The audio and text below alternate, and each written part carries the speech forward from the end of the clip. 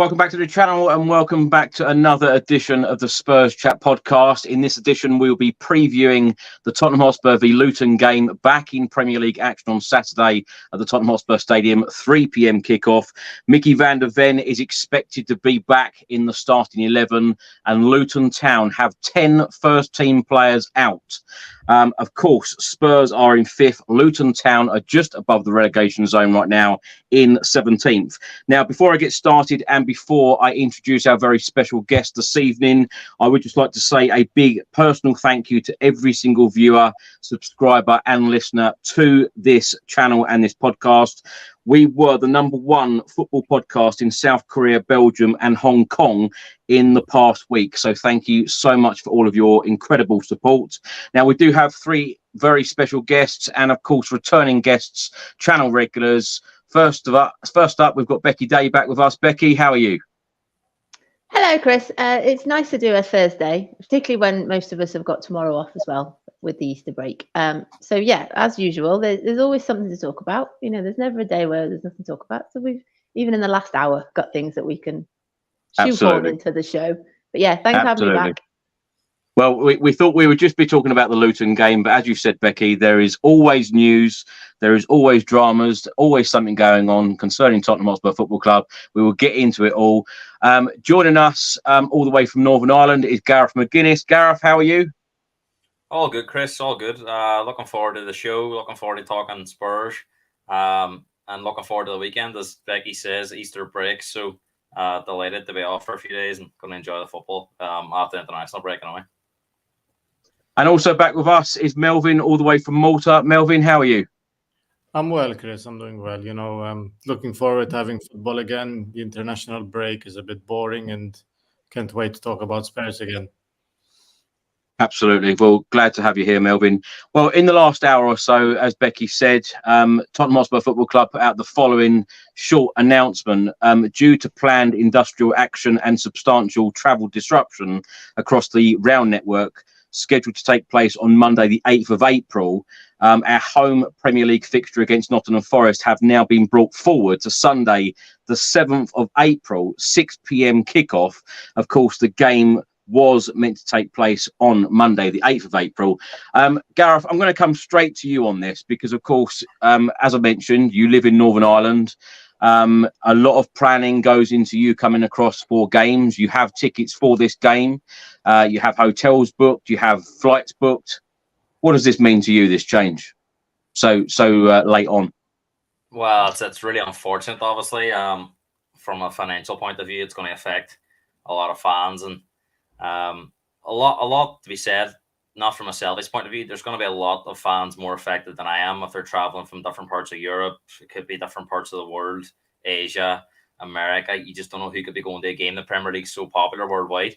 But obviously, just found out there about an hour ago, had flights booked, hotel booked for the Monday night. And now I've had funny enough, it's actually it would cost you more money to change a flight or to try and change hotel dates. So I've just had it booked the Sunday. So an extra flight on the Sunday, extra night hotel, and come back on the original flight on the Tuesday home. So I think about a net fee of £120, which as quite a lot of money. But I mean, I'm sure there's going to be a lot more worse affected than me. But it's inconvenient, Chris, because you put all this planning on the games, and with 10 days notice, you get told that the game's getting moved. I mean, it was originally scheduled. I know every game's scheduled for a Saturday at 3 o'clock until the TV picks come out. So it went from a Saturday at 3 o'clock, then Monday night at 8 o'clock, and now it's moved to a Sunday at 6 o'clock. So it's had 3 different dates. So it's very unfortunate. And I mean, you know more than anyone, I had a moan last week about the Arsenal game. I'm probably more upset about the Arsenal game because I do think that's something that could be looked at. This one is out of the Premier League's hands, as out of the Tottenham's hands. It is just unfortunate. There's industrial action. But I think there's a lot of improvement that could be done in terms of kickoff times. Premier League could be working with UEFA, and I know the police get involved on fixtures and there's kickoff times get moved. But I just think the whole process this year has been pretty poor, and it seems like we're getting notice for games 4 weeks in advance when we're always given 67 weeks notice. So I'm hoping when the independent regulator comes in, this is something that's looked at, because it's not just Spurs fans, it's fans across the board. If you look at the FSA on Twitter, they're constantly having a go with the Premier League.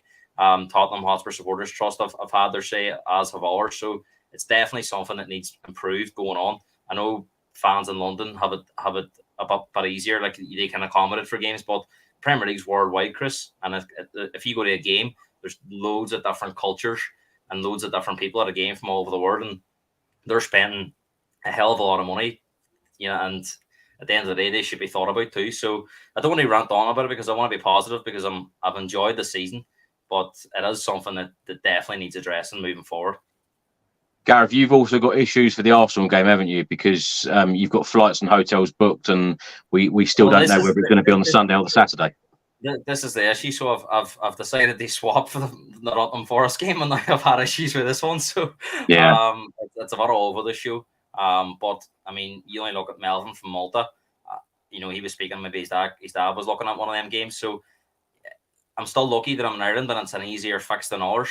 But I mean, if you're an Asian fan, and we know how many Asian fans go to the game and how much they love it, I don't know how they would be able to sort that now, because it's quite a lot of money to get over for a Monday game.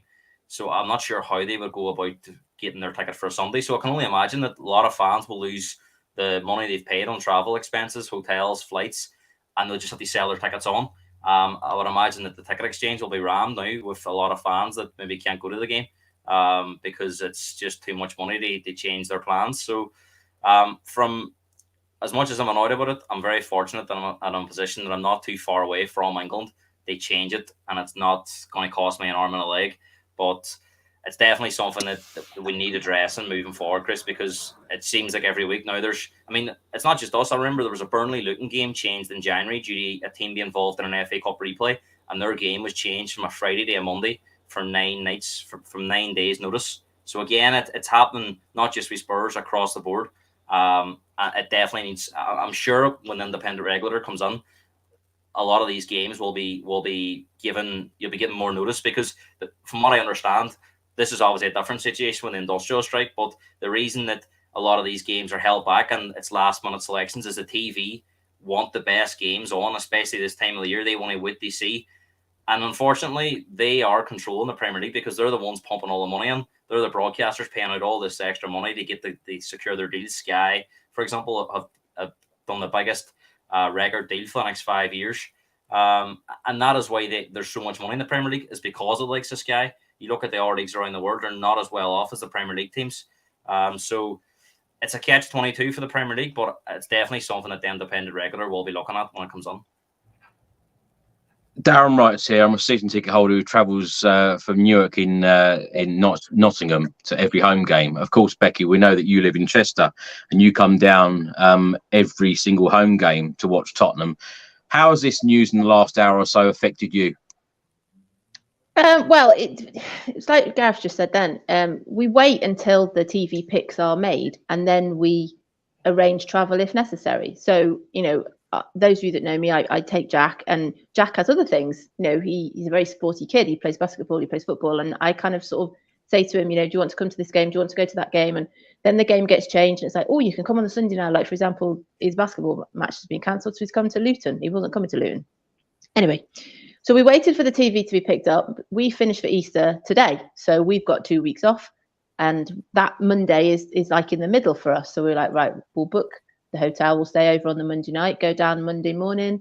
Last time we did it, I think, for the Fulham game at half term, we met some friends in Paddington. So we would do that and then stay over. And then I literally was doing some schoolwork just before I came on here, and I had a friend messaging me going, have you seen the change to the Forest game? So I quickly scanned at it and was like, oh, okay. But literally while you were just talking then, I've managed to rebook the hotel for the Friday. I'll probably lose the money on the hotel, but on the Monday, but I've weirdly, Sunday nights are a good price. Saturday nights are always the worst. So Sunday nights are not too bad. So I've just booked that. So at least I feel that we're still able to go. But like, I agree with Gareth, I've got friends coming over for Ireland for Luton game, and they've got flights, and those people that travel much further. And it's just annoying that you wait for the TV picks and then you do it. And I completely agree with what you said about the Arsenal fixture. And I know my husband's a Liverpool supporter, and that same weekend they're being affected. They're one of those asterisk matches that says this could change, and it could change there if this happens with the Champions League and Just move it for once. So move the Arsenal game to 12:30 on the Saturday. Why say it could possibly be on the Sunday? Because again, everyone's in limbo. Nobody can decide what to do. And I said off air before that, I know it's industrial action, and they want to cause issues with it and make things difficult. But it's the first time I can remember a match of this magnitude kind of be moving for industrial action. But it's just annoying, and there will be people that won't be able to go, and equally there will be people that will be able to go. And usually, if someone can't go, someone else can. It's just in terms of hotels and flights and things, like Gareth just said, sometimes it's more expensive to change it and cancel it. And it's like the match going fan seems to be way down the pecking order. That's the problem. I could just say, oh, stuff it, we'll watch it at home.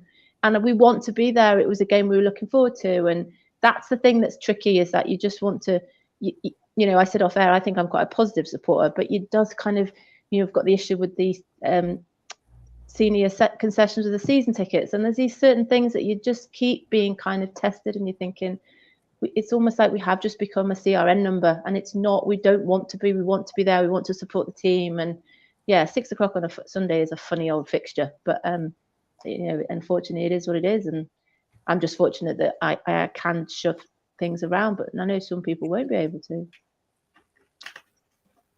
Melvin, welcome to the show. How are you feeling about this fixture change so late on? Well, it's a shame, but it's another football game. But you don't know whose lives it will affect. For example, my uncle is booked to go to this game, and I don't know what travel arrangements he had already planned. And if he needs to shift things, I'll probably speak to him soon, because I just heard the news literally about 30 minutes before I came on here. So you never know. These things it's a shame. You never know. It's a 60,000 seater stadium. You have season ticket holders that don't miss a game and live in London. You have people from the UK. You probably have some kids, maybe it's their first ever, time watching Spurs. And I remember my first game and thinking, what if that was postponed? You have to think about these things, because you probably have a fan that waited very, very long time to watch a Spurs game, and his dad says, look, Nottingham Forest is available. Let's go to that one. And then that happens. And it's a big, big shame. And hopefully it doesn't affect many, many Spurs fans. But I'm sure it will. But it's a shame. And these things, you cannot control them. It's unlucky. And I don't know. It's just a shame. I blame Nuno Espirito Santo. Of course, it's no. All joking aside, Melvin, let's come to you. How are you feeling as a Spurs fan right now? Because of course, last time out we lost 3-0 at Craven Cottage against Fulham. I don't think a lot of people expected that performance and that result. How have you been as a Spurs fan since that? Because of course we've been on international duty. Of course we return to Premier League action on Saturday. Of course we'll get into the Luton preview. But how are you feeling as a Spurs fan right now? I'm still happy and optimistic. I'm delighted with the progress we've made. I think we're learning about the squad. We're learning about Postecoglou. Even Postecoglou, I think, is learning about the players, what he can get out of them. They're still young. They're still learning certain things and adapting to the Premier League. I think it's still a young squad. I mean, the average age is quite young. But these things happen in football, and they'll certainly learn from it. I mean, you can't go in the Premier League and expect you're just going to win just because you had a decent result the week before. And overall, I'm happy with the season. And you're frustrated from one game to another sometimes when it doesn't go your way, but that's part of football. And I'm here for this part of it, because the team will adapt and they will learn, and it's the experience that these young players need. They need to be sometimes yelled at for mistakes. Why didn't you do this? Why didn't you turn up? They have to analyze why the performance didn't go our way. What did we do tactically? What did we do wrong?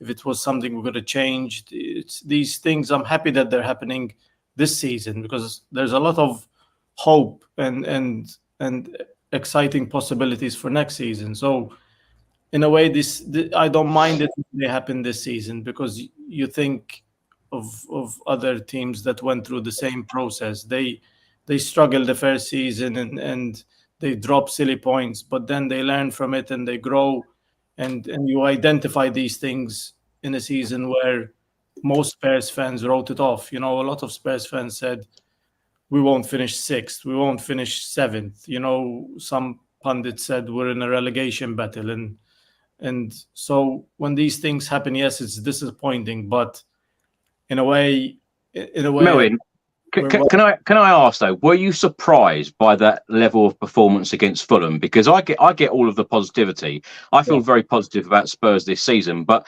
are you surprised that the team gave that performance, losing by that margin? And let's face it and be frank and honest, it could have been more at Craven Cottage. And when you think back to the start of the season, particularly during pre-season, Ange was constantly shouting forward, pass the ball forward. We were moving the ball so fluidly and really fast, and it was all forward-thinking football. We're not really seeing that. We're not really seeing that now. Why not? Yeah, honestly, I was disappointed. Obviously, I want Spurs to win every single game, and you just think, why did we perform to that level? We can do better. You just know, and you have to analyze and think: is it injuries? Was it maybe the players? You just don't know. It's something that the club has to look at and Postecoglou has to look at. It just, from the outside, I would have thought that we would have won that game. When you saw the performance we did against Villa, and we one of the best performances of the season probably, and I was so happy and delighted because it was a game that we had to win to keep us into the race for top 4, which is not a prize, we kept being told. So when that happened against Fulham, who are a very good side and they're a very good coach, but to lose that way, to lose 3-0 and not score, you just think, this season we've lost games, but we haven't lost them. Like Kulusevski said, if we lose our way, and we didn't lose our way. It felt that there was something missing, and it felt that hopefully with the Luton game we bounce back and we forget about Fulham and like it never happened, and hopefully the game after we win again and we just forget about Fulham. But it raises questions about the squad and the team, because mistakes like that, we have to learn from them, and the players, especially the young players that played, they have to learn from them and not make the same mistake. Otherwise it's pointless. Otherwise we keep doing the same things over and over, and if we don't learn from these things, we have to learn and we have to grow as a team. Gareth, let's come to you on that point, because Melvin's pretty much said what Ange said as well, that the players could learn from this defeat and that performance at Craven Cottage. Now, when you look at the top of the Premier League table now, Spurs are currently 5th. We've got 53 points from 28 games, so we could move back into the top 4 with a win at the Tottenham Hotspur Stadium against Luton on Saturday. Of course, Villa play Wolves later on that evening, 5:30 p.m. kickoff at Villa Park. Gareth, how confident are you that Spurs are going to be playing in the Champions League next season? And were you shocked by that level of performance against Fulham? I'll answer the final part of that question first, Chris. I mean, I'm surprised in when it happened, in terms of after beating Villa 4-0 and such a good one. You think confidence would be high. It was a chance with Man United not playing and Villa weren't playing the next day to get into the top 4. You thought maybe, what an opportunity. But from the get-go, we weren't really on it. I think Fulham played very well. I think that commanded it. It kind of reminded me of the Brighton game around Christmas time, where that never got going. I know we got going towards the end of that game and got 2 goals and possibly could have got 1 or 2 more, which would have been Brighton dominated the game for 80 minutes. And this was quite similar, if you remember, for how bad we were. We had some great chances in that Fulham game towards the end. They at least get a couple of goals. But on the whole, it wasn't good enough. The midfield battle, we were totally outplayed, totally overrun. Defense, you could see with Van de Ven not being there, it was a loss. I mean, it's not an excuse. You should still be better. But Drăgușin come on. Hey, we've seen it with Pedro Porro. It's a tough to come on the Premier League, especially a defender, middle of the season, a big game, and it can be a big culture shock, and it looked that for him. And Fulham were a team in good form, so very surprised at the timing of it, but not surprised that performance and that result happened, because there is going to be bumps. This is, I don't like saying it because process, but there is going to be bumps, and it's about how you react to them. If you think back to that Brighton game, we lost to Brighton, and then we went on a good run after that. So you can only hope that they'll do the same. It is a learning curve. I think at the minute we've got, and whilst I thought this would be a positive, Chris, I think that a lot of these postponements, like we've had a lot of free weekends, there's been international breaks, a winter break. I just don't think we've been able to get any rhythm. I think a lot of the time we're hanging around for a game. I know the Fulham game was 6 days after, but I just think it's going to start the season. I get that, but the other argument could be that, like Melvin mentioned, the Aston Villa game, probably one of the best performances of the season. A week later, you go to Fulham and you play like that. Why? That's not because you're waiting around for a game. Yeah, no, there's a whole host of reasons why I think there's been issues in the second half of the season, because a lot of the players have come back, but I don't think a lot of them are match fit. Madison, for me, doesn't look 100% fit. I think that's why he only played 15 minutes for England. Otherwise, he would have been playing a lot more. I think he hasn't looked. Sarr's been a bit off it. Some games he's been good, other games not so good. Basuma hasn't really got that early season form back. Bentancur has struggled in games, and I think he's seen maybe someone like Højbjerg when he come on, and I know the game was over, but he did give us a bit of control. I'm feeling not his biggest fan, but I think Ange has got some big decisions to make this weekend of who he goes with. I think that midfield at the minute, he can't. I'm not sure. I think we know his favourite midfield is Basuma, Sarr and Madison, but at the minute that's just not working. He's tried Bentancur in there. That's not really worked. So it's difficult at the minute. They put your finger on why we're being so inconsistent from game to game. I think a lot of the games we've won, Chris, I think one half we've been poor, and the next second half we've been very good. Or whereas the start of the season, I think it was all the way around. It is a process. I think unfortunately a lot of fans are holding us to the standards we set in them first 10 games. But for me, that was never going to be reality. I think we surprised a lot of teams. Teams have now worked this out a bit. So, and the injuries have played a part. So, look, where we are at the minute, Chris, is probably where we are, fighting for that 4th and 5th spot. You're asking me about top 4 or Champions League football. Look, I think if it's 5 places, we're there. I don't see us falling out of 5th. I don't see us finishing 6th or below. I think if it goes to that 4th spot, it's going to be tight. You would think it would favour us with Villa being in Europe and us having less games. But I just think at times this season we look like we need more games, because I think there's been a lot of stoppages, and I just think you can train all you want to have practice games, but there's nothing like the Premier League game on a Saturday. Nothing can prepare you for that. So look, I'm sure next season when we've got injuries and there's games, like we've seen teams play 4 games in 10 days, 11 days, and we'll be complaining about it next year. But I just think there's been a lot of things that went against us in terms of Chelsea making a cup final, Man City now in a semi-final, and we're going to have to squeeze games in at the end of the season, which probably won't help either. So, look, I'm still fairly positive. I think the signs are there that we're going in the right direction. I think the players are enjoying it. And I mean, me and you probably didn't agree on this, but I really thought after the game on the Fulham game that Sonny was speaking on behalf of the lads, and I thought he was really, really hurting. I've seen a lot of people do interviews before, and it felt a lot bit different this time. It felt like it was hurting him a lot, the result and the performance at Fulham. So I'm expecting us to bounce back. It's going to be a difficult week. We've got 3 games, no excuses. We can find a rhythm. I'm expecting us to get at least 2 wins out of the next 3, and at least have a draw in the other one. But Chris, I've it worked out in my head that we're going to finish on 73 points. And if we get these 73 points, our goal difference is a lot better than Man United. That would mean they'd have to win 9 out of their 10 games to finish on 74. So I think if it goes to the 5th spot, we will be fine. We only need probably 6 wins out of them last 10 games.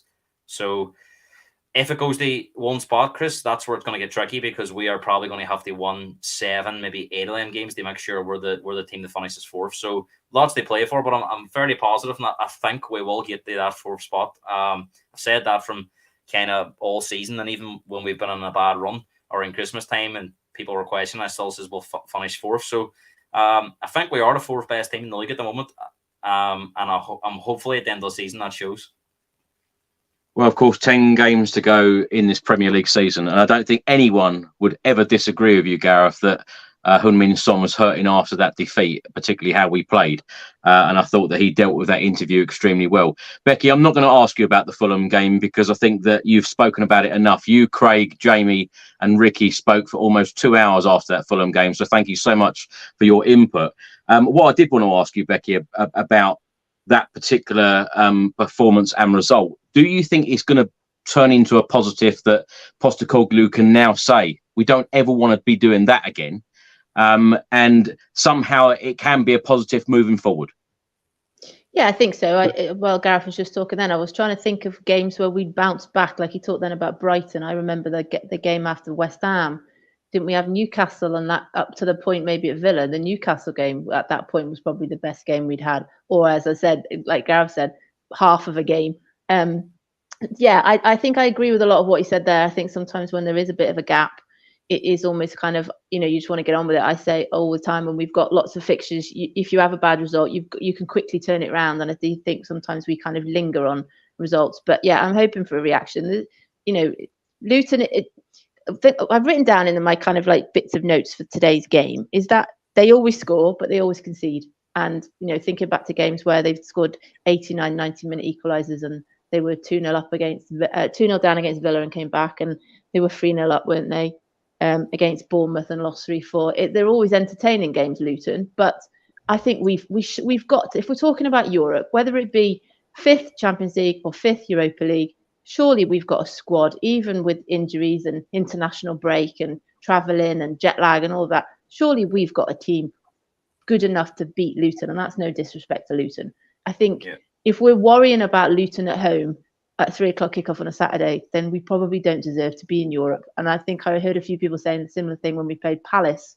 The disappointing thing for me is that we need to start games better. Even at Palace, they scored first, and I think there's some weird stat, isn't there, about how we haven't scored a goal in the first half for getting on 10 games. So we just got to start better. If we start better, the atmosphere is better. The whole kind of feeling around the ground is better. It just kind of the players feed off that. There is going to be some kind of tiredness with them all traveling all different parts of the world and different, like you said, different sort of lengths of time they've been playing. What I thought was really great about watching the short bit that Maddison played is he looked like that was the Maddison we had at the beginning of the season. They were some of the cutbacks we saw against Arsenal, and I remember the Luton goal and that kind of almost running the byline and pulling it back in for whoever's there to score with. If we have that sort of thing first thing, early first half, it could be a cricket score. But yeah, surely we've got enough to beat Luton. I would hope that we do. Well, Becky, their last 6 Premier League games, they have drawn 2 and they have lost 4. They have got 10 first-team players out of this trip to Tottenham on Saturday. Of course, we know that Ross Barkley has been their standout player this season. And of course, they've got former Tottenham Hotspur player Andros Townsend. He was a sub in the last game for them. Let's hear from Rob Edwards now, the Luton manager, because he said that we're not going to change anything in this game. And in the next 4 Premier League games for them, they play Spurs, Arsenal and Manchester City. He first talked about Mickey van der Ven. Of course, Mickey van der Ven, as I mentioned earlier, is expected to come back in this game. He is when you watch him, and we've been able to watch a lot of Tottenham because of the length of time that we've had to prepare. He's an incredible athlete, and he's been a brilliant player this season for them. You're right; they've got a really unique way of playing. It's really difficult to play against as well. So. You're right. Fast, really bright and sharp, and you can sort of where everyone's going to be or go. There is people that will rotate, and James Maddison obviously be one of those players that could pop up almost anywhere. Stopping it is difficult, and And yeah, that's obviously credit to them, credit to their talent, and just the real brightness of really top international footballers. So we're looking for, I mean, it's just, the next few games are going to be as hard as you get in the league and in world football, and so let's have a right good go at it. We're ready for it, we'll give it a good go. We're going to step forward. Looking the other day at the last 15 games, there's only 4 teams that have scored more goals than Luton Town in the Premier League. That's a good chunk of the league. We're at our best when we're on the front foot and when we attack. And I know that can at times leave us a little bit exposed, but if we're going to try and win games, we've got to try and score. And so we're not going to change. We're going to keep working to get better and work hard on trying to get the balance of keeping the back door shut as well, which is really difficult at this level. And I think most teams are struggling to keep clean sheets in this league. Goals for fun, isn't there, everywhere? But we're going to keep attacking and trying to win games. That doesn't care. I don't care where we're going. We're going to Tottenham, we're going to Arsenal, we're going to City in the next 4 games. We're going to go and try and win those games. I know that sounds silly, but that's what we're going to do. Melvin, let's come to you. What have you made of Luton Town so far this season? Because, of course, they are sitting just above the relegation zone because, of course, Nottingham Forest have just had points deducted. But what have you made of them? Because he talks there about them being such an attacking team. Spurs are such an attacking team. There should be a hatful of goals on Saturday. But, of course, when you think about that game earlier on in the season, it was only 1-0 with a Mickey van der Ven goal. Yeah, it's going to be an interesting game. Both teams play really good football, obviously. And I've not watched much of Luton, but I've been keeping an eye on Ross Barkley, who came out of nowhere and's been impressing this season. I mean, obviously he had a very, very bad time at Chelsea, but it just goes to show when you've been giving a chance to play and when you play consistently and you have a good pre-season and your quality starts to show. And Ross Barkley is, showing his experience, and he's a very, very good player. And I wouldn't even mind having him at Spurs next season. But yeah, it's going to be a tough battle in midfield. And I feel that if we get the midfield right, because it seems to be our weakness this season, the midfield. It's going to be a battle, and Ross Barkley certainly knows how to play. Not a Premier League game, but it seems our midfield's been struggling this season. We're not being very consistent, and it just seems to be if we get that aspect of the match right, if our midfield 3 are on it and are energetic from minute 1, and we push and we press like we do earlier in the season, it seems, if we score an early goal as well, it just the game will be much, much calmer. I think it'll get the fans going as well, because we've been waiting for 2 weeks after a defeat like that. I think the atmosphere is going to take a little bit of a push, an early goal or something like that. It's going to, because I was thinking, like, how do we motivate ourselves? It's Luton. It's a game we have to win. It's a must win, and everybody's expecting us to win. And if it's 30, 40 minutes, 45 minutes, and we haven't scored yet, the atmosphere is going to be terrible. And if we concede the first goal, it's going to be even worse. It's going to be one of those games where we have to score early, and we have to, really, really come out, pressing like we did earlier in the season. And it's going to be interesting, squad selection, what the selection is going to be. But Luton obviously are going to try to come and frustrate us, and they'll have a game plan and they'll stick to it, and they'll try their best to get something out of the game for sure. Probably a point for them will be enough, but I don't think they'll come to us with the mentality of trying to get all 3 points. Obviously, that has to be our mentality. So it's a tricky game, because every single game in the Premier League is tricky. You can't go into these things thinking you're going to win just because it's Luton. They have experienced players. It's going to be interesting to see Andros Townsend play against us again, and with our luck, he'll probably score. It's one of those things. One of how many times do ex Spurs players end up scoring against us, even if we're leading, by 2 or 3 goals. I still have a feeling he'll probably end up scoring one of them. But it's football, and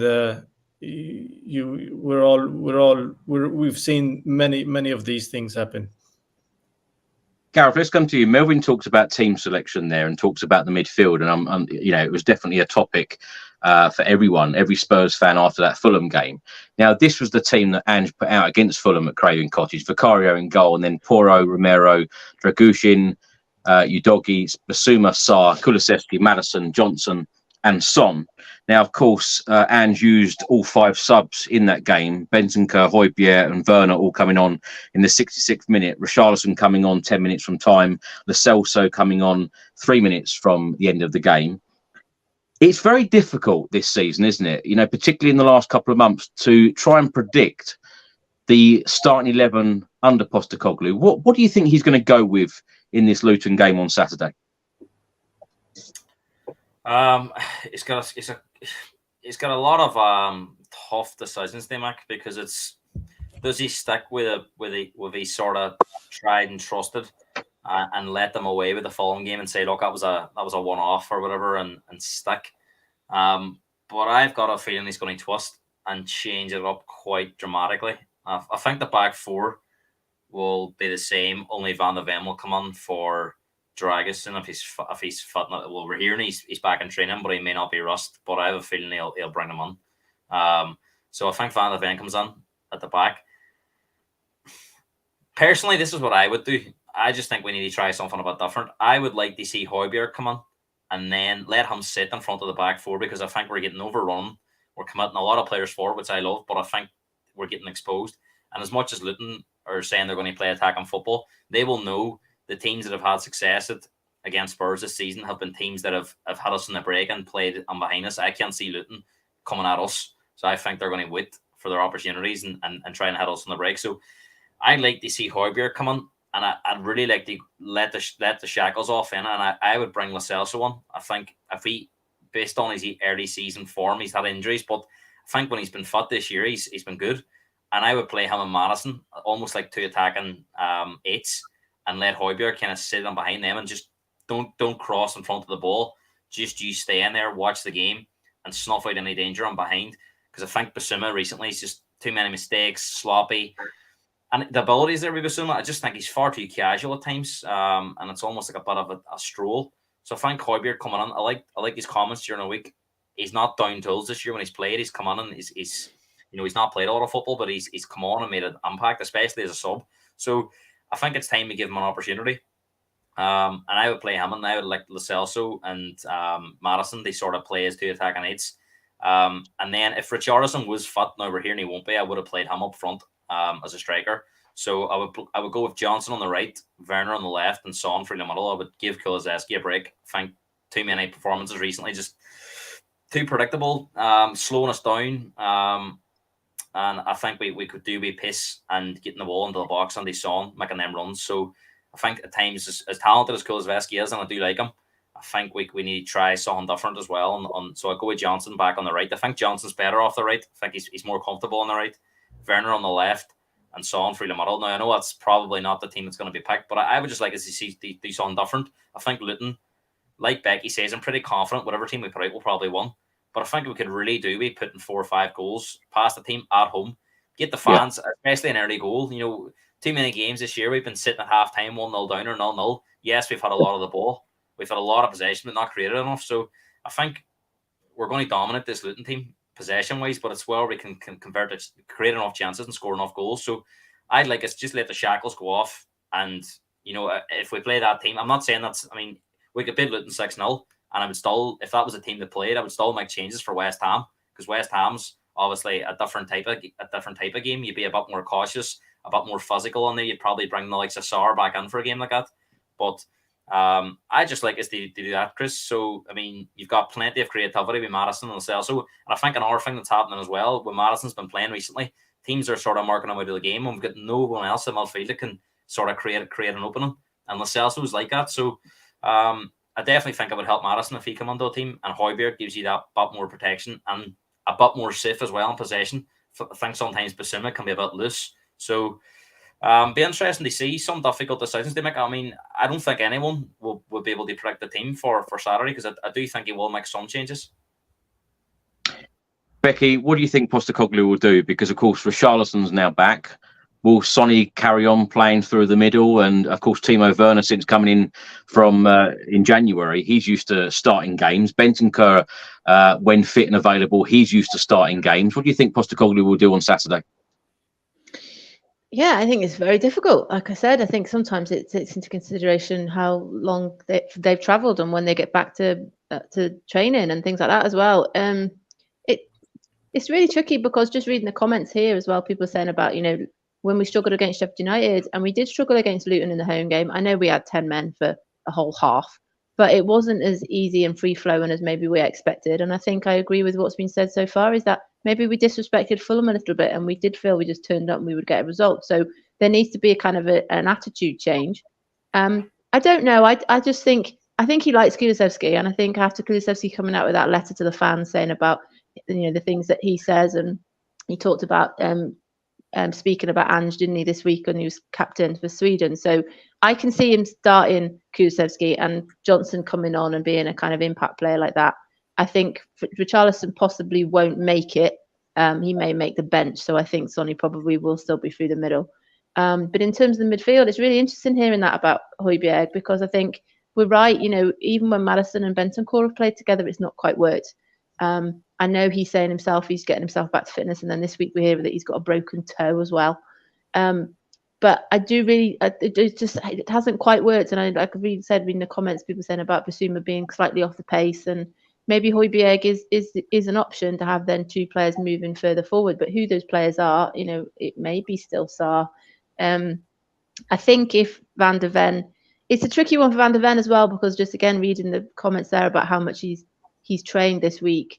Would they play him for the whole game, or would they look to Wednesday? Because as you said, Tuesday is a completely different game against West Ham, isn't it? Yeah. I think he's kind of got to try to think that and look to that as well. I thought Drăgușin played really well at Villa, and I said on the show that he was there on the pitch for all 4 goals. But then he obviously played for the Fulham game where we conceded so many. So it's a tricky one, really. I just think the international break is such a pest anyway, when a lot of them are friendlies, and apart from really the Wales game, I had no interest in any of the games in the international break, and that was only because the Wales game had something riding on it.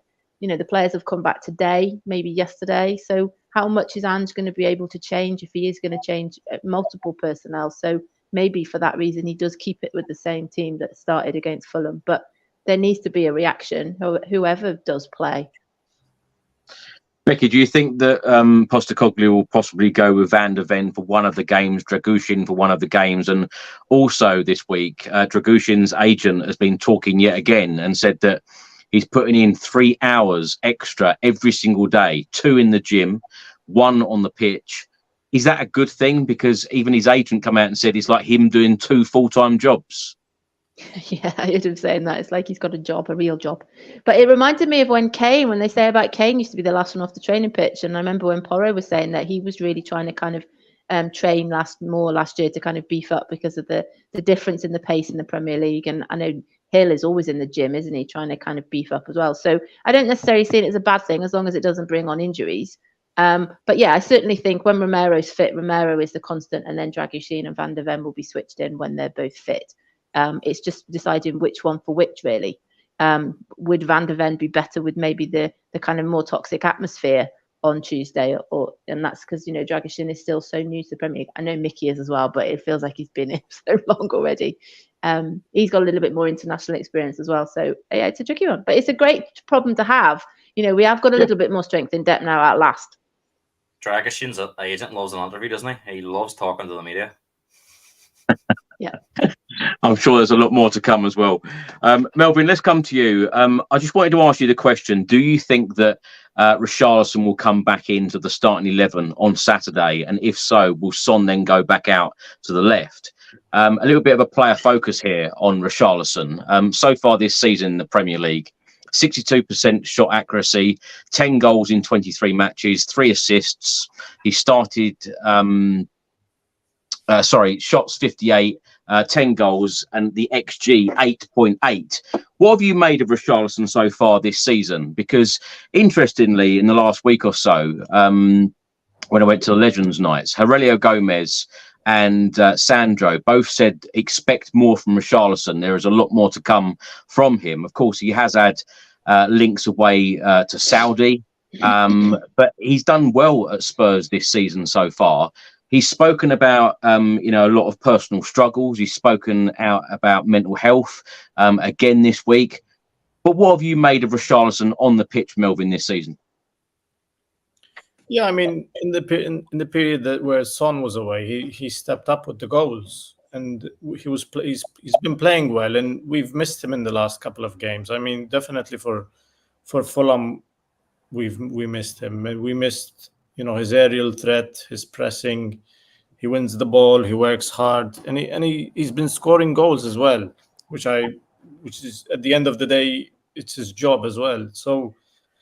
I'm a fan of Richarlison, and I would be happy if we kept him for next season. And obviously he's been linked away, and some fans would say cash in and buy someone else, but I think the exact opposite. I think a player grows from season to another. He's still fairly young, and he's developing into a very, very useful player. Even if next season we have Champions League, we're gonna have more games to play. Hopefully we're not out of the cups within the first round or the second round, and there's gonna be opportunity to play. So that's what I think Postecoglou wants. He wants players he could rely on, and he's very good coming off the bench. I think he's finding his feet at the club, and it takes time for that to happen.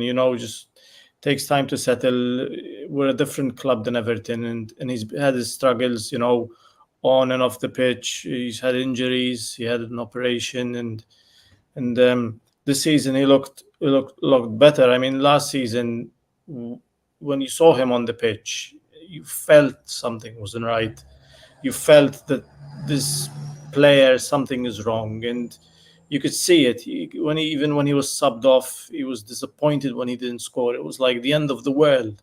And I was thinking, like, what is going on? Something is wrong.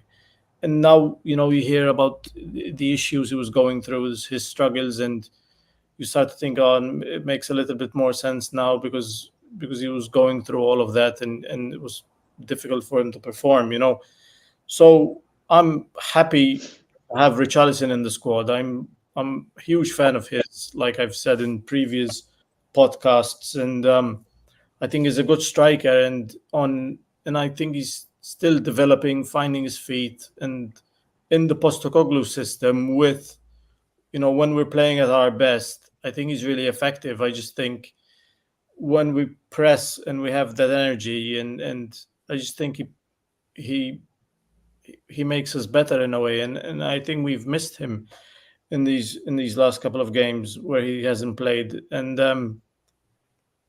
that run when Son was away and he scored, I think, 7 goals in a row or something like that.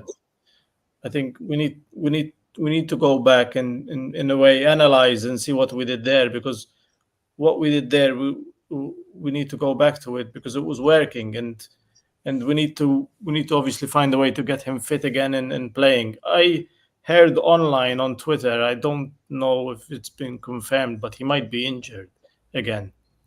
Something about his knee. I don't know if that was old news or new news, but we'll see tomorrow during the press conference. But hopefully he's fine and he plays, because honestly, that was the first thing I was thinking. I really hope, Richarlison starts and Son goes on his left, because I'm more of a fan of Son being played on the left than being played through the middle. I just think Richarlison's hold-up play, we benefit so much from it because he presses and gets us, up the pitch quicker. And with Werner and Johnson, I don't think we've played a match yet with, Richarlison, Werner, and Johnson yet. I know it's impossible to drop Heung-min Son, and I love Heung-min Son. He's probably one of the best players we've had in a long time, and the boy is quality. He's world class, and it'll be a sad day when he doesn't start. But it also excites me to see if we can play them three together, because you think the speed of Werner and Johnson with Richarlison's hold-up play just offers something different, something that, when you're losing a game or you're struggling to score, it's just something different. And I think, like Gareth said, the opposition sometimes figure us out, and they know what we're gonna do, because Postecoglou is quite not repetitive, but he's quite consistent with his choices. He's quite consistent, and we might. He chooses the best team to win the game, Melvin. And I've got to say, I completely disagree with you. To have Son out of that team and to have the other three in the starting 11, I think would be a huge mistake. No, I'm not saying we don't start Son, but anything. But I mean, this is the season to try things out as well. I mean, hopefully, if we're winning a game, and you just try those front three. It's something that I'm sure Postecoglou will try, and you never know. You could try it versus Luton if we're winning, and because Son needs a rest as well. I mean, you don't want Son being injured at the later stage of the season. But yeah, it's just. Gareth, let's come to you. I just want to stay on this topic of Richarlison, because, of course, you are a UEFA licensed coach. I just wanted to ask your opinion. He's come out and said that he's had dark thoughts, and he even considered quitting football. Are you surprised that football clubs and, of course, the Premier League, or do you think that they should be helping players a lot more than they do? I think it's been brought more to the attention now over the last couple of years. We've seen all our players, especially when they retire, or players have bad injuries, they speak about mental health problems. There's obviously a lot happening in football at the minute around footballers gambling and stuff, and we've seen it in the past with alcohol and stuff. So there's a number of issues. On this case with Richarlison, it just seems that he's made the move to Spurs. He was so happy, and he ran on the manager he didn't get on with. I think he was playing out in the right-hand side. It didn't really suit him. He's gone on to say that he had that dressing room row with Conte. And I think with injuries, he was having that problem with his hip.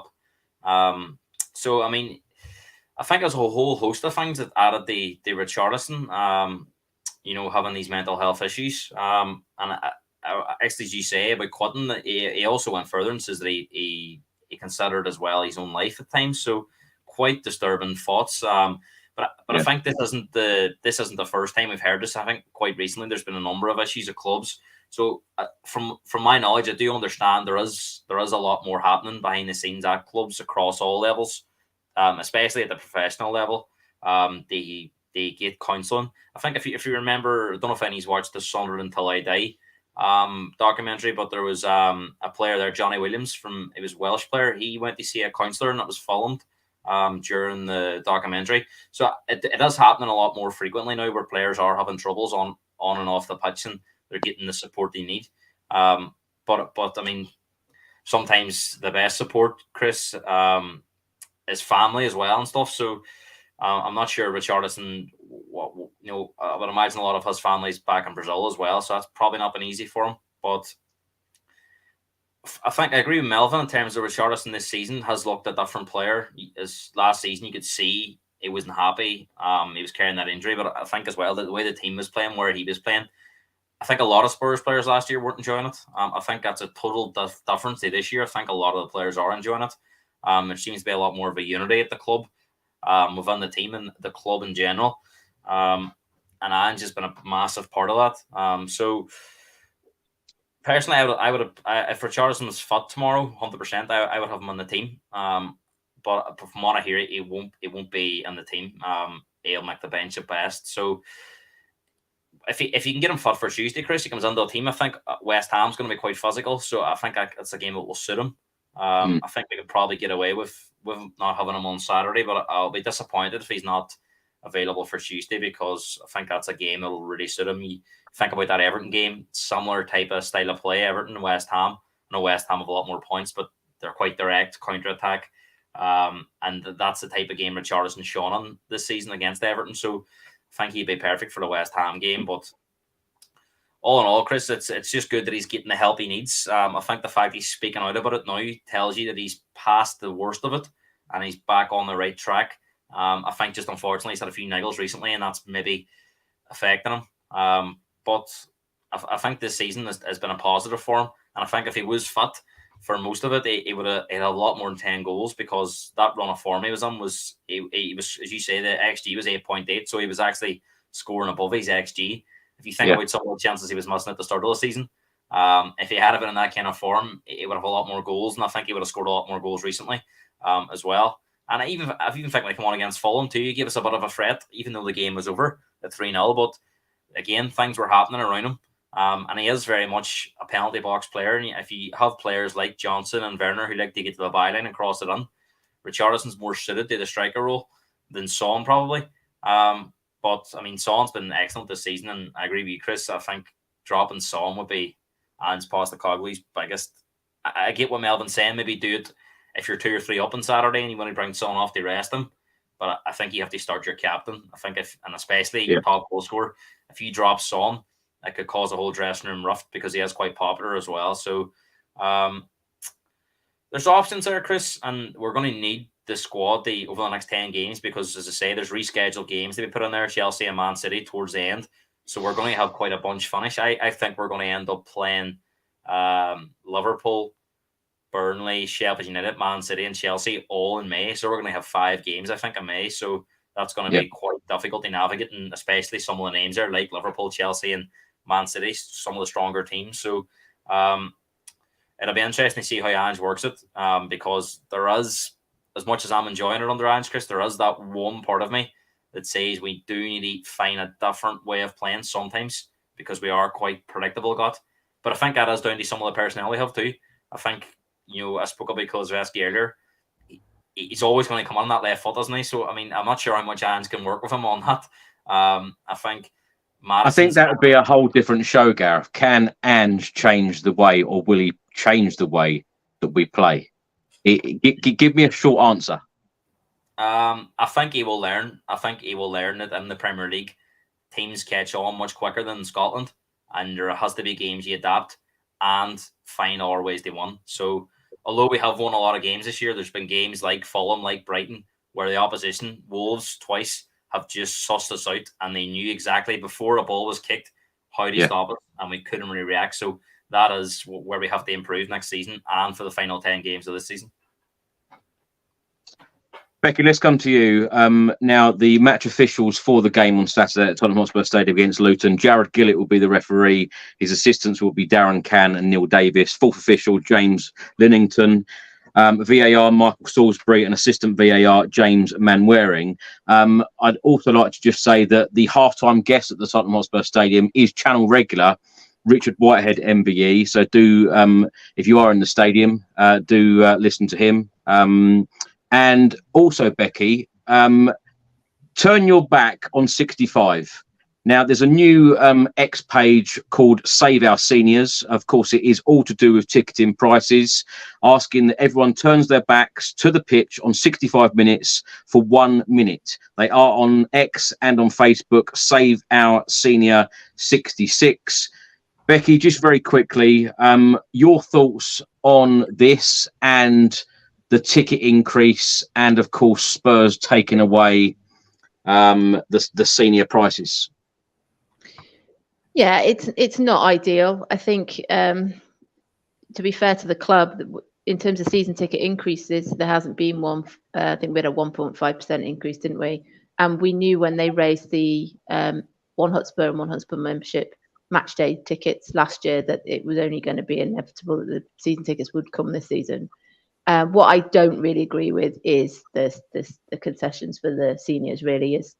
And interestingly, this is the first game since they've announced that, I think, which is possibly why there's the action, is other clubs are doing the same thing. And I think Arsenal announced it maybe the day before, and I saw somebody saying about City today and West Ham. And when does it stop? Is it junior prices are going to go as well? And there'll be more parts of the stadium where you can't have concessions, because we already know that does happen in some parts of the stadium. And when does it kind of stop?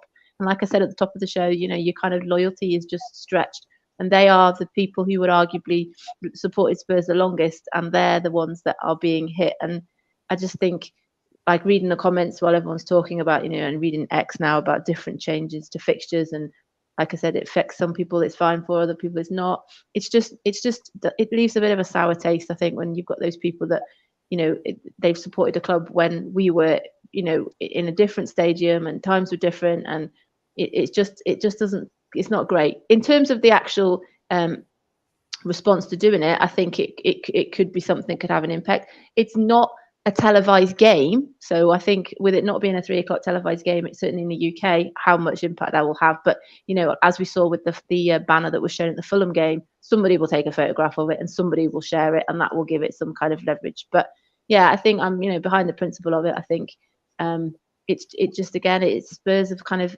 I've said this before, it's a bit of a kind of an own goal where they could have really helped with kind of morale, in terms of ticket pricing, okay, but to do the two things at the same time, I just think it's a little bit ill thought out, really. Do you think it will change, Becky, or not? No, not really, because I know people that, certainly in terms of some people have returned their season tickets already, that it's affected. Yeah, I doubt it. I think I've said before on the show, sometimes they leak rumours about certain things, about what the reaction to is. This was actually quite quiet and nobody really knew anything about it. Like I said, possibly the increase in the price for the season tickets, we probably would have anticipated, maybe not 6%. But it just seemed to kind of be a bit of a kind of sudden thing. And then to hear that other clubs are doing the same thing, that's when you kind of do feel like a bit of a customer, really. Yeah, when football is, well, when all of the clubs in the Premier League always say that everyone should be included, and of course now pricing certain members of the fan base out, I think is totally wrong. Melvin, let's come to you. Reports in the last couple of days, 30-story hotel is now being agreed by Greater London Authority. Of course, this hotel will be ready for Euro 2028. Games will be played at the Tottenham Hotspur Stadium. It will have 180 rooms, 49 residential apartments, 64 car parking spaces. It will be on plot 3, which is on the junction of High Road and Park Lane. Of course, we all knew it was coming. What are your thoughts? Are we going to get the daily updates with the construction again? With the... So, because that's how we met. We met outside the stadium when it was being built, and I remember speaking to. So we're gonna get that again, Chris. Well, if I meet people outside a hotel, people will talk. Yeah, I mean, talk about the prices. Some fans find it, like it's a negative thing that the club are gonna be building these things, and I just find it a laugh, because I just think the more like revenue streams the club has, the more we benefit from these things at the end of the day. So, but it's something not football related, because it's a hotel at the end of the day. So yeah, I'm sure there's some positives out of it, and I'm sure even the area will benefit out of it. I'm sure it'll create more jobs to the area, to the community, and that sort of thing. And so at the end of the day, it's all positive. Yeah, and I think people will use it. I know of people that would definitely, they would stay in it. The thing that I thought, if anyone saw me tweet about it, is that the view from the Skywalk will be slightly strange. I love the Skywalk. It was fantastic. And being able to kind of, they have that kind of like inscribed sort of bit, don't they, where they say this is there and that's there and the London Eye's here and it's kind of a very strange kind of, it feels like it's directly in the way, but I'm assuming that's been sorted out. But I saw someone else say that I doubt you'd be able to see the pitch from your room as well. But then I was thinking, like the cricket matches, a lot of the cricket pitches now have hotels with a view that you go in the balcony and then you can watch the cricket from there. So again, you're not going to be able to see the pitch, I would assume, all of it, but I'm sure all this has been thought through. But people will stay there. They just will, and it will make money. And I agree. I was watching the rugby last weekend because there was no football on. I watched it on. And I was watching it just because it was at Spurs. I did that with the NFL. It's like, oh, that's our home. It looks lovely. Why leave it empty for the 25 times the season it's needed or whatever it is? You may as well use it. It's just we need to see that revenue on the pitch. That's what everyone will always say. It's not just to fill coffers; it's to make sure that goes on the pitch. Because otherwise, if it's not being used for football, use it for whatever you want. It doesn't matter. It's selling Spurs around the world. I was very proud. I always feel really proud when it's shown on TV, and I just think it's not a bad thing. People will go to the hotel. 100% people will use it. I'll tell you what, Becky, in all the events that I've been to at the Tottenham Hotspur Stadium, which, we moved in there nearly 5 years ago. That has gone quick, in my opinion. But the boxing there, the atmosphere was absolutely electric. It was incredible. So, as a venue, the Tottenham Hotspur Stadium is right up there. Gareth, let's come to you because today it was announced by the Daily Mail that Tottenham have told a group of recruitment staff, including transfer guru Ian Broomfield, that they are no longer needed at the club as they have moved towards data-driven approach to signing players. Now, of course, being a coach yourself, I just wanted to ask you about the data side of things. Now, in a short Tottenham statement, they said the review of our football operations continues and involves the restructuring of a number of departments. Now, it does seem this season, week by week, month by month, certainly under Ange Postecoglou, major changes have been made at the football club for the better. In your opinion, is this for the better? Time will tell, Chris. I mean, they're looking at, if you look at the clubs in the Premier League that have had success with this data model, Brighton are top of the tree. They are picking all their players based on data. So therefore, the likes of Ian Broomfield, the days of going and watching, flying across to watch a game, just to watch a player play now is gone. You may only go to watch that player after analysing all the data, almost for a final look. All the ingredients that you're looking for are on a spreadsheet or on videos, analysis, how a player moves. A lot of things is now being brought on. If you've seen with the Tonali news now, a lot of players before we sign are now looking at background checks. What are they doing previous to joining the club? Because if you look at Newcastle, they've had their hands burned with Tonali. Obviously, paid a lot of money for him, and now he's sidelined due to other stuff happening in his personal life. So there's a lot being going under the transfer market, and how players are being recruited. How much Ange Postecoglou has a say in this, I'm not so sure. I think this may well be driven by the club. They changed their whole model. Ange is just one part of it. Obviously, he take him on his word that he has the final say on a player, but he will be given all the data, all the videos, the analysis, all the recommendations from the recruitment team. And as I say, a lot of this has been done now during seasons. So the days of going to watch players all over the world has reduced, and there's probably not a need for as many scouts and stuff. A lot of it's down to recruitment. So, I mean, judging on our recent signings, Chris, you would say it's positive. I think a lot of the transfer market has been a success. You look at the likes of Udogie, Vicario, Van de Ven, all in this new regime coming in, have been massive hits, Sarr and other ones. So, I mean, you would like to think this is going to set us up better for the future. There is a clear focus from the club on young players. That's the one thing that possibly worries me. Whilst I like young players coming in, as Becky said, ticket prices and stuff, all that there is background noise if the team's performing on the pitch. I'm not saying I agree with the increases, but if Spurs is winning trophies and if Spurs is having success on the pitch, a lot of that, people say, well, do you know what? For example, Man City increasing their ticket prices, they're winning trophies left, right, and centre. So fans can't really argue, can they? Because they're getting the best in class, best in standard, and that's what my worry is. For all this revenue that we're generating, is it going to be reinvested into the team? Because ultimately, I love the stadium. I love that we got the boxing, the F1, but ultimately, I'm a Spurs fan. And it's not about having a shiny stadium. It's about winning matches. All the rest is great if you're winning. But as far as I'm concerned, it's about producing on the pitch. And that is the one thing I'm slightly concerned about, that we're moving away from, it's just okay if we've got nice football, and are we going to be that club that's going to go the extra step and go out? There's a 25-year-old on the market, 70 million. You walk straight into a team. Are we going to pay that money, or are we going to look at the next best thing for a slice of that 70 million? That's what I'm slightly worried about. So time will tell, Chris.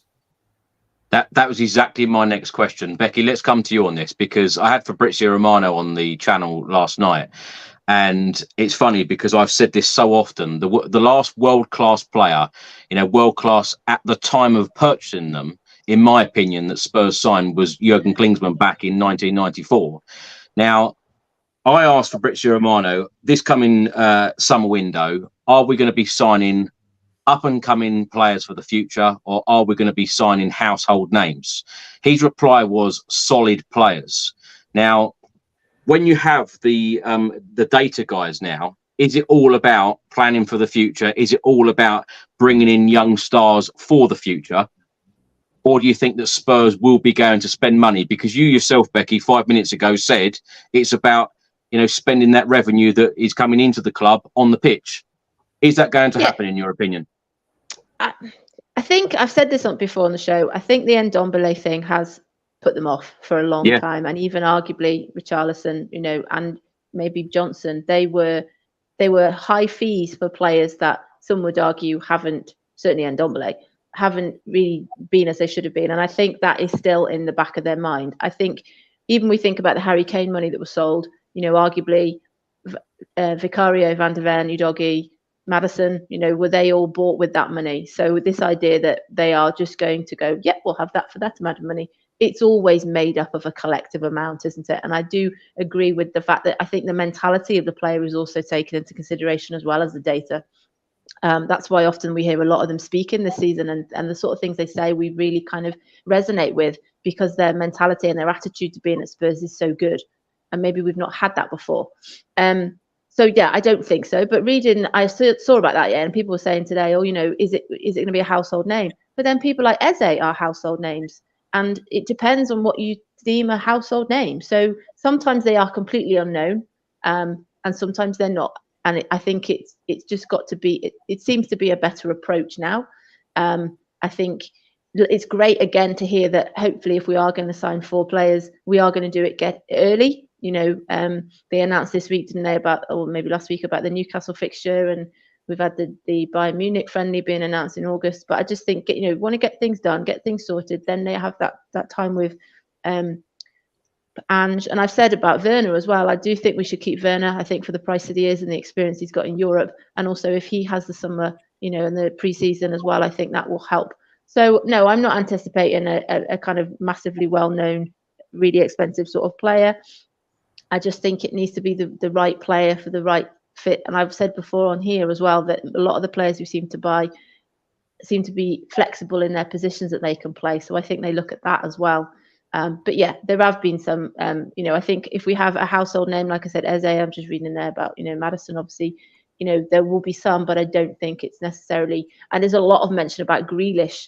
And I think possibly Grealish, A, we won't be able to afford his wages, and B, he might probably be a bit too old for Spurs now. So it's tricky, isn't it? Because I think if they follow that model, it's about the youth, the flexibility, but also it's about how much, we never tend to buy them from the so-called bigger clubs because we don't match their wages. So I think that's where they tend to look at something of, we seem to look at Italy, don't we? And you were saying before about Drăgușin. I think his agent, one of his other players, has been linked with us this week as well. So they've got that kind of group of players, haven't they, that are in that agency as well. So I think that's where they're kind of going. But as I think giving youth a chance is great, but I think also we've got some great players in the academy that we need to maybe see that step up. The amount of players that played in the under-20s this week, and possibly giving them a little bit more. We've got Valise to come back. We've got Bergval, that there are those players that we've possibly forgotten about as well. Vukcevic, is that how you say his name? So we've got those players that we loaned back, didn't we? So and we've got Phillips, and so there is that side of it as well. But I think we need to kind of have a mix of a little bit more experienced, and but certainly it seems to be there's an approach change, definitely. Becky, that's a great point you make there, because the amount of injuries and the amount of issues that we've had on the pitch this season, are you surprised that Ange didn't use or utilise that youth system? Because, of course, when Ange was appointed, it was all about Ange Postecoglou uses the youth players, and he hasn't really. No, and I think even when we needed a centre back and Phillips went out on loan, and then Valise played, and I know we had that game where he got injured and Højbjerg tried to pass to him, didn't he? He was lying on the ground, and then he went away, and now he's not playing for Seville as much. And I just think if they're going to be loaned out, they need to be playing. I know Phillips is playing, but yeah, I just think there were areas, particularly when we had all those injuries, there were, it seemed, players that could at least be on the bench to cover those kind of players, and he didn't utilise them, and that's where we had Kulusevski playing in the middle, and we had, rather than sort of utilising those players or pulling them back from loans and things like that. So yeah, it's tricky, isn't it? Because we're saying Poch sometimes did the same sort of thing, and it's tricky because Conte didn't particularly use the young players either. Yeah. It's Checkmate 734 says here, Ange basically said that the youth players aren't good enough, but the under-21s are sitting top of Premier League 2, and they've played some really exciting stuff this season, so I'm surprised by that. Viking of Spurs says here, what are your predictions for Tottenham Luton going to the new stadium for the first time? We'll have a fantastic time, and hopefully the Spurs can put on a show and get the 3 points. We'll do predictions in a second. Melvin, when I spoke to Fabrizio Romano last night, he said that the priorities for Spurs in the summer window will be a winger, a midfielder and a defender. He also expects Højbjerg, Ndombele and Brian Hill to leave, and he said that Heung-min Son's contract will not be a problem. Are you expecting Spurs to go big in the summer? And Fabrizio Romano said that he expects Spurs to get the business done early again, as they have done for Ange in both windows so far for him. I don't think we'll go big. I don't think we have to go big either. I think, like Gareth said, with the data side of it, I think we have a plan, we have a structure, we have a way. We've been scouting and identifying talent and buying them. And it seems I'd love to be part of the conversation when Ange speaks to the players, because he says something to them where they immediately, fall in love with the idea of coming to Spurs, the identity of football, the way he wants them to play, the way he thinks they will fit into his system. I'd love to hear that conversation to see what he says, because we need another Amazon. Yeah, it'd be amazing. Honestly, I think we wasted it on Jose, and I'd love a summer. You said Jose should have stayed. You loved him at the time. At the time, yeah. At the time, you have to say this is a different conversation. You have to see the players we had under Jose, but this is a different team. I think in the last 3 years the squad had a bit of an overhaul, and I think we've recruited really well. And under Fabio Paratici and Lang and the whole team, I think we've been recruiting really well. Yeah. And even the players we've been linked with from Serie A and the other leagues, I think, and even the players we've been linked with from the Premier League, if we get half of the players we've been linked with, I think we'll have another good window. And it's just adding more and more quality and players that fit into the system. So I'm not worried. I'm relaxed about the whole thing. I'm not wanting us to go and spend 70-80 million on one player. I'm not, I know it's exciting when you see and you see other clubs doing it. They spend 100 million on a player that's ready-made and perfect, and you get jealous and you start to think, when will that be Spurs? When will we buy £100 million player that's one of the best players in the Premier League? When will that be us? But at the same time, you look at signings that we've done, for 15 million, like Vicario. I'm wearing the guy's shirt. Yeah, brilliant signing. Udogi, didn't cost much, and we have so many young players that we still don't know to what level these players are going to perform. We still have Bergvall to come back, and you think, oh, what level is he going to be at? And there's some even the guys from the under 21s, Donnelly and those guys. You think, are they ready to step up? Scarlett, is he ready to step up? There's some. Hopefully, one of these players, has a breakthrough season, has a good preseason. Ange plays them in a couple of games in the League Cup. Maybe, hopefully, we're in the Champions League. But worst case scenario, let's say we don't qualify for the Champions League, we're in the Europa League. It's a good opportunity to to play these kids or play Velis. And I remember under Pochettino when we had the Europa League and we used to play Mason, Townsend, Harry Kane, and it was vital for their development and probably was a really good season which kicked off their career, and they did good things for us, and we outgrew Mason and Townsend eventually, but they were crucial in Pochettino in the early season. But yeah, I'm not worried with the recruitment. I'm quite relaxed. I think we're good with financial fair play, as we keep hearing. Spurs are in a comfortable position, and unlike last season, I think we'll actually sell a couple of players early. There's money for us to make. I'm not going to talk about who. I think most Spurs fans know which players are going out and we no longer need, and we can upgrade. But yeah, I'm relaxed about the whole thing. Well, we've certainly seen progress, and we've certainly seen what Ange is trying to do, which I think is a great sign right now. But it's got to continue. Every single transfer window has got to be productive, and it's got to move the club forward, which I'm sure Ange will demand that. Melvin, let's start with you. Ben writes a question here. Question for you all: if there's one player you could bring in now, who would it be? That's a tricky one. I didn't really think about it much, but maybe, I don't know. I suppose it's got to be a realistic signing. Yeah, maybe Rafinha, but I know that will cost a lot of money. But I think I really like Rafinha. Yeah, Neto as well. I think them two are great players, although injury problems. Gareth, who for you? In a perfect word, Neto with his injury problems would be perfect. But I think if you can't get Neto, you go for Elise. He would be my second choice. I think Elite, but again, injury problems. This is the thing with these players. The other one, again, this will be a really, really show of ambition. He's in and out of the team at Madrid, but Rodrigo, I think, will be another player I'll be looking at if Madrid are they're looking to bring in somebody else, and he is not guaranteed to play every week. I'll be looking at that profile of player. But again, probably cost a lot of money. But I think Neto or Elise would cost 70 million at least, anyway. So it's just a shame with them two. I think they're the real two.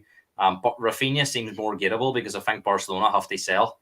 He may be available here for around 50 million. The one thing about him is his time at Barcelona hasn't been as successful as he would have hoped. So you're signing him on the back of maybe the Rafinha at Leeds, who everybody was looking for, Man City, Chelsea, went to Barcelona, Arsenal were looking at him too. He probably hasn't had the heights that everyone hoped, but he could definitely come on and make an impact. I mean, I'm seeing a lot of people saying about Grealish, but I just don't think Grealish has value for money at the moment.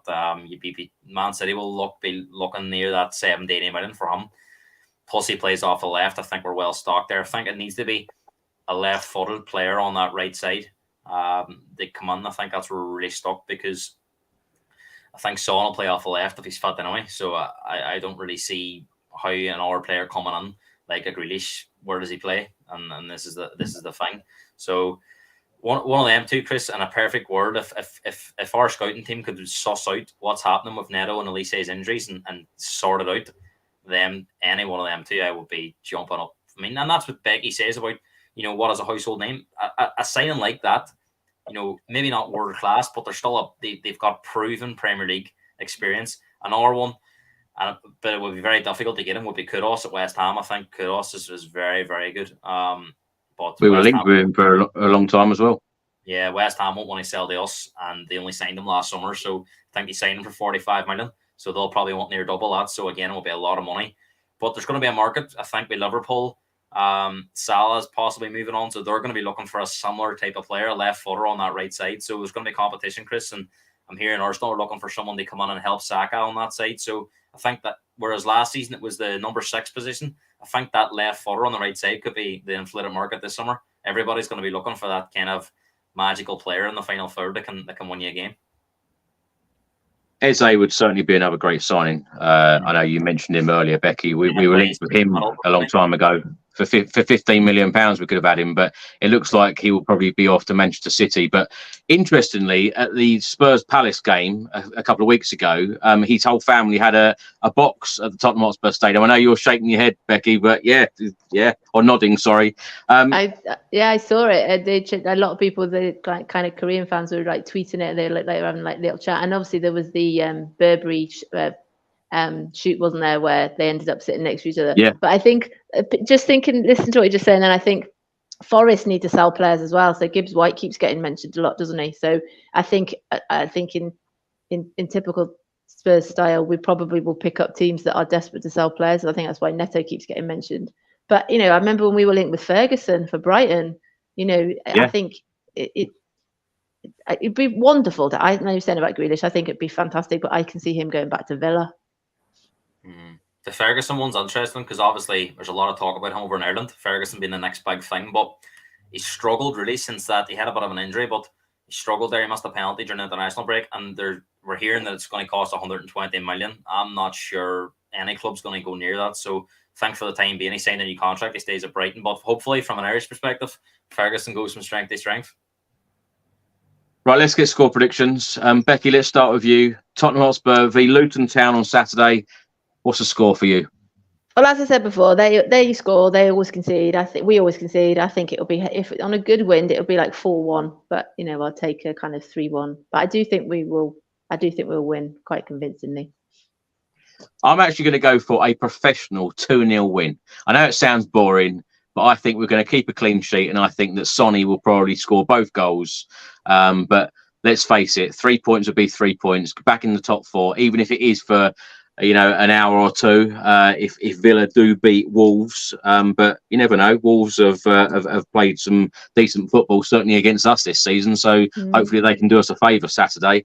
But of course, we've got to do the job first. Melvin, score prediction? 3-1 Spurs. Gareth? I think what Becky said earlier was I think we're going to take them to the cleaners. I think we're going to wipe the floor with them. The fact they're missing so many players. I watched their game, and when Melvin was asked about Luton earlier, I've watched a lot of Luton this season. I think they've been fantastic for the Premier League. I watched their game against Bournemouth when they were 3-0 up, and they had a lot of it. They ended up losing players to injury. Second half, they were miles off it in terms of Premier League level. I think we're hitting them at the perfect time. It's going to be very much a second string Luton team. Especially in defence, they're ravaged at the back with injuries. So I think there's an opportunity for us to go out and wipe the floor. So I'm going to go big, Chris. I'm going to say we're going to win 5-0. 5-0, wow. Oh, yes. I'd enjoy that one. But then I'm worried then if we beat Luton 5-0, we go to West Ham, we don't win. So it needs to be followed up. This is the thing. It's great beating Luton 5. If we do beat Luton by 4 or 5 goals, we need to go and follow it up with West Ham. And then, of course, the Forest game on the Sunday then. So. Well, this is the business end of the season. If we want Champions League, we've got to certainly put some shifts in and pick up some points from now until the end of the season. Becky, thanks so much for joining us again. It's been great having you on and your input. Where can people find you? Hopefully in the South Stand. If you see me, say hello. I do get people come up to me going, you said I should say hello, so I've said hello, and I go, okay. But yeah, thanks for having me on. I'm on after West Ham, I think, on Tuesday, aren't I, next? Yes. But yeah, if you see me at the game, always give me a wave. But yeah, thanks for having me on again. Great to chat. Thank you, Becky, and have a great Easter. Have a great weekend. And Melvin, great to have you back with us. It's been a long time. Where can people find you? You can find me on Twitter, Melvin Malta, and I'm just give me a follow. I usually follow back, and excited to have Spurs again. Because the international break is quite boring, and I didn't go support Malta even though we drew twice, and I don't usually follow the international football, but yeah, they announced we're gonna have Malta, what's the cup called? Yeah, it's the Malta Cup, I think. Visit Malta Cup. Malta Cup, which I'm surprised I've not been emailed to present the trophy yet. I'm still Melvin. We're an hour and a half in this podcast, and you're only mentioning this now.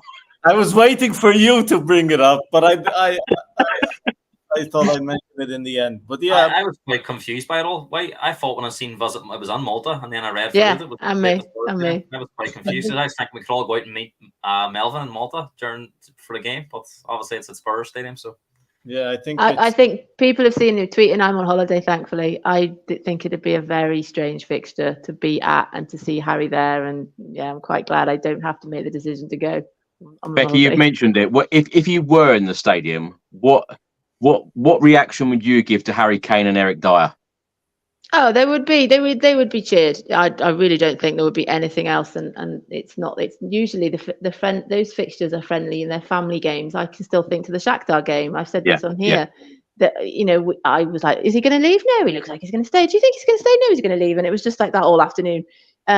Yeah, it would be a great reception. It's just someone tweeted yesterday about the assists and goals that Son and Kane have scored, and to them be on opposing sides, and it's all. I don't know. I just think it would be a bit odd, but yeah, he would get a great reaction. Particularly, even more so if they knock Arsenal out of the Champions League, it'd be a fantastic reaction. But I'm just glad I'm not there.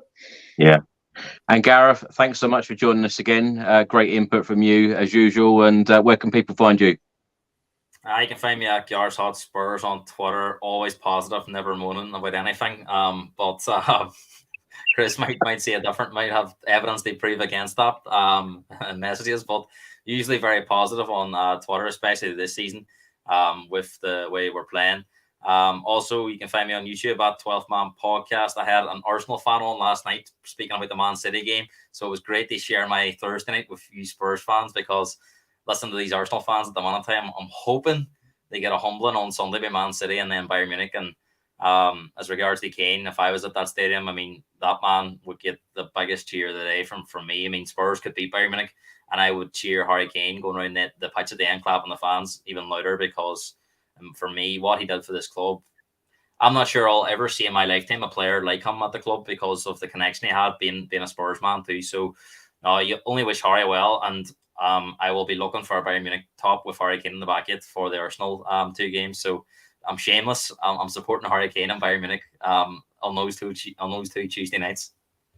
Yeah, me too. Well, Becky, Melvin, Gareth, thanks so much for joining me for this match preview against Luton. Let's hope that Spurs can pick up the 3 points, go back into the top 4, and of course, then we will have 9 games left of the Premier League season. And let's hope that we will be hearing that Champions League music next season under Ange Postecoglou. And of course, it will be a great summer transfer window for the Australian boss as well. Have a great weekend, everyone. Happy Easter.